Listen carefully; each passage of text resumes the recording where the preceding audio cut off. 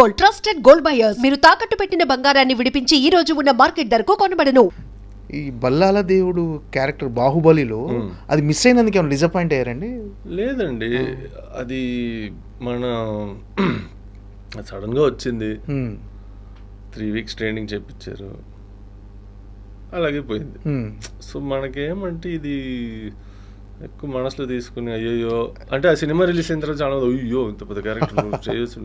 మొన్న కూడా ఎవరో ఫోన్ చేశారు ఢిల్లీ నుంచి, you should get some movie like Baahubali type man అన్నాడు. Okay said I already got but it didn't work out అని అంటే, ఓ వై ఇది అది వాళ్ళకు ఉంటుంది, నాకు అంత లేదు. బికాస్ ఓకే వచ్చింది పోయింది, no problem, part of life.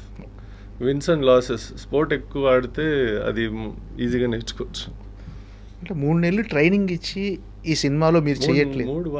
3 వారాలు ట్రైనింగ్ ఇచ్చి అంటే ఆల్మోస్ట్ మీరు ఇన్ అనుకున్నారు దాంట్లో బాహుబలి.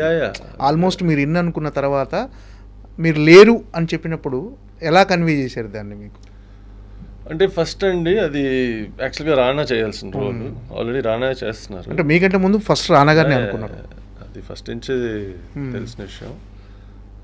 మేబీ ఆయన షెడ్యూల్ ప్రకారమో డేట్స్ ఇష్యూ ఉండి I don't know what is the story, కానీ ఆయన సడన్గా ఆయన చేయట్లేదు అని నాకు అవకాశం వచ్చింది. సో ఆయన మళ్ళీ రిటర్న్ వచ్చారు. సో ఆయన మళ్ళీ రిటర్న్ రాగానే వాళ్ళే చెప్పారు, నో యాక్చువల్లీ రానా చేస్తున్నారు, ఈ కాలకీయ రోల్ యాక్చువల్గా ఆఫర్ ఇచ్చారు. ఓకే, కానీ అప్పటికి అది కొంచెం క్యారెక్టర్ డిజైన్ వేరేలా ఉండింది. ఆ ఫేస్ కనిపించకుండా జస్ట్ పర్సనాలిటీ బేస్ చేసి. సో అప్పుడు అనుకున్నాం అమ్మ అంటే దట్ ఫస్ట్ అదే వచ్చుంటే అది ఫస్ట్ సినిమా అన్నది. సో అప్పుడు అమ్మ వచ్చి ఎందుకు ఫస్ట్ సినిమా ఫేస్ కనిపించట్లేదు మనకి, జస్ట్ టాల్ సమ్ పర్సనాలిటీ, అది ఎవరిని కూడా సెట్ తెలియదు అని. కానీ అఫ్ కోర్స్ అది కూడా మారిందిలే స్క్రీన్లో చూసినప్పుడు. బట్ ఇలాంటివి వస్తూ పోతూ ఉంటాయి. ఇప్పుడు అమ్మ కూడా చాలా సినిమాలు చేయాల్సింది డేట్స్ వల్ల ఇది వల్ల చేయలేకపోయారు, అది బ్లాక్ బస్టర్లు అయ్యాయి, మంచి క్యారెక్టరైజేషన్స్. సో అలాంటివి ఉన్నాయి. It happens, it's part of the industry అండి. అది మనం దాని గురించి ఎక్కువ ఆలోచిస్తే మనకే నష్టం.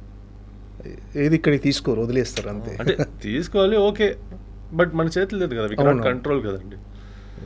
మన ఏదో చేసి మేబీ వాళ్ళకి నచ్చలేదు, వీడు సరిగా లేడు, ఇలాంటి చేసి పోయిందంటే అది వేరే విషయం. అప్పుడు మనం వచ్చి ఓకే నేను I have to improve myself, ఇంకా హార్డ్ వర్క్ చేయాలి.